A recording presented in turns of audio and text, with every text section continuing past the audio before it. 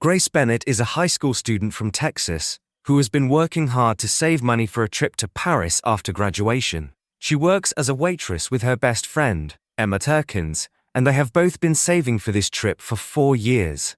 Grace's parents want her to have someone older to look after her during the trip, so her stepfather, Robert, and her mother decide to send her stepsister, Meg Kelly, along as a chaperone.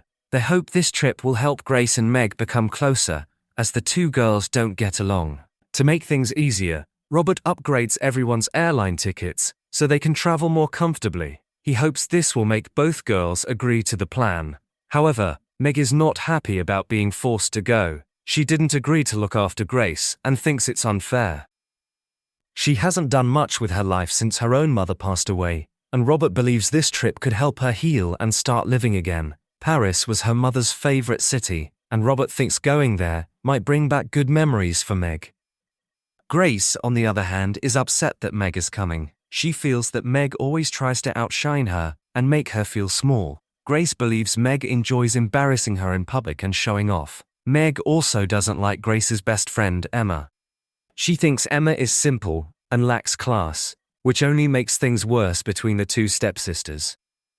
Emma gently turns him down. She tells him that she has never been outside of Texas, and that this trip to Paris is a once-in-a-lifetime opportunity that she can't miss. When Grace, Emma, and Meg finally arrive in Paris, they are full of excitement. But the reality of the trip turns out to be less magical than they had imagined. The tour company has packed too many tourist spots into a short 5-day schedule. This means they can't spend enough time at any of the places they visit. For example, they are only given 20 minutes to see the Louvre Museum, which disappoints them deeply. Things get even harder because Emma is wearing 4-inch heels, which hurt her feet when she has to walk quickly or climb stairs. This slows the group down even more. Their hotel turns out to be very basic and uncomfortable. The food provided by the tour is not French or local, and they are only given a few minutes to eat, which leaves them hungry and tired. Meg complains a lot about everything. About the hotel, the food, the schedule. But Grace is determined to stay positive and not let the trip be ruined. While in Paris, Meg meets Riley, a friendly backpacker from Australia. She is quickly attracted to him, and they start talking. One day, while visiting the Eiffel Tower, the girls get caught up in the moment and spend too much time at the top of the tower. By the time they come down, their tour bus has already left without them. Stranded and soaked in the sudden Paris rain, the three girls find shelter in a fancy, luxurious hotel. At the fancy hotel, something unexpected happens. The staff and paparazzi mistake Grace for a famous British heiress named Cordelia Winthrop Scott. Grace looks exactly like Cordelia, who had quietly left the hotel to avoid attending a charity auction for Romania. She was supposed to donate a valuable Bulgari necklace at the event, but she didn't want to go and planned to leave for Monaco instead. While Grace is in the bathroom, Meg and Emma catch a glimpse of the real Cordelia sneaking out. They quickly realize that Grace could pretend to be Cordelia just for one night, so they can stay in the heiress's luxurious suite. Since Cordelia already told the hotel she wouldn't be spending the night, no one would know. The three girls end up staying in her grand room, enjoying the comfort and luxury. The next morning, the hotel staff arrives and assumes Grace is Cordelia. Before the girls can explain or stop anything, they are escorted into a limousine that is heading to the airport. Cordelia's luggage is placed into another car. Without a chance to think it through, Grace ends up on a private jet heading to Monte Carlo with Meg and Emma. Grace argues that the trip is already paid for, whether or not the real Cordelia takes it. On the plane, they find a magazine article about Cordelia and learn that she is known for being spoiled and constantly caught in scandals. This makes Grace nervous, but they continue with the plan. Once in Monte Carlo, the girls meet Theo Marchand, the son of the man hosting the charity auction. His family is in charge of the whole event. Theo doesn't like Cordelia because of her bad reputation and rude attitude. Grace starts to feel overwhelmed by everything, but Emma insists they've come too far to stop now. That night, Theo invites them to a grand ball. The girls find beautiful gowns in Cordelia's luggage and get ready. Before the event, Meg quickly coaches Grace on the important facts about Cordelia, using information from a Hello magazine article. At the ball, Grace is able to convince Cordelia's aunt, Alicia, that she really is Cordelia. Emma, meanwhile, dances with a charming prince named Domenico da Silvano. While going through Cordelia's things, Emma finds the famous Bulgari necklace meant for the auction. Grace wears it to the ball to complete her look. Back in Paris, Emma's own luggage is still at the original tour hotel.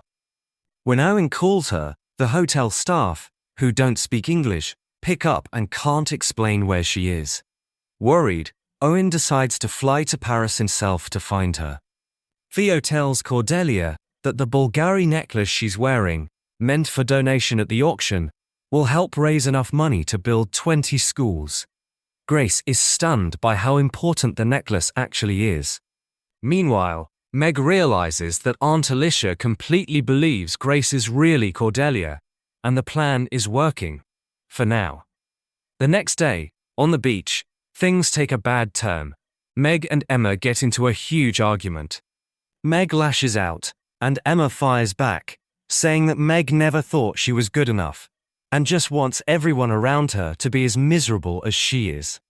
Hurt, Meg storms off, and wanders alone through the streets of Monte Carlo.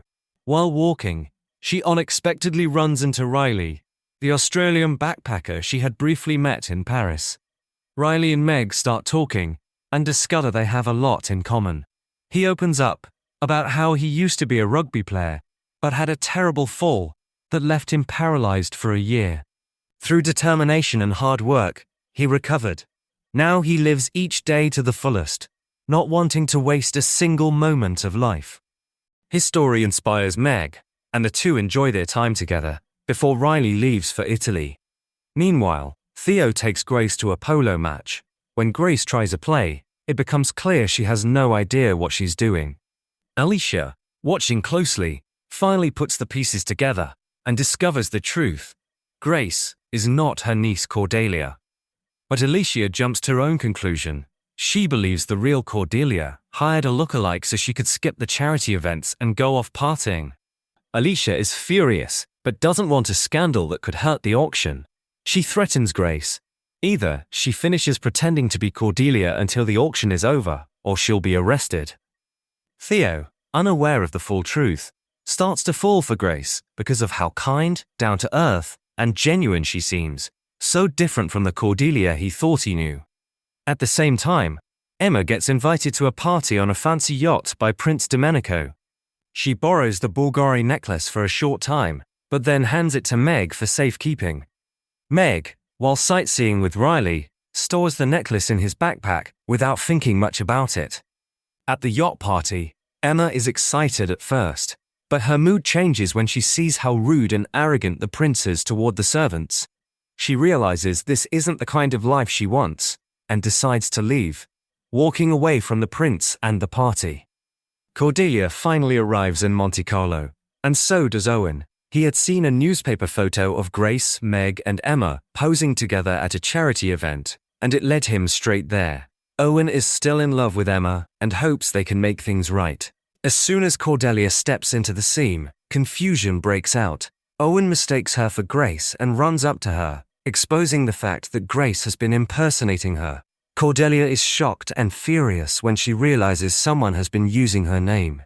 She rushes to check her belongings and finds that the Bulgari necklace is missing. Meg had forgotten to take it back from Riley's backpack before he left France. Angry and feeling betrayed, Cordelia calls the police. The girls try to calm her down, but she won't listen. Luckily, Riley soon realizes he still has the necklace and returns it to them. But even with the necklace back, Cordelia threatens to pull it out of the auction completely.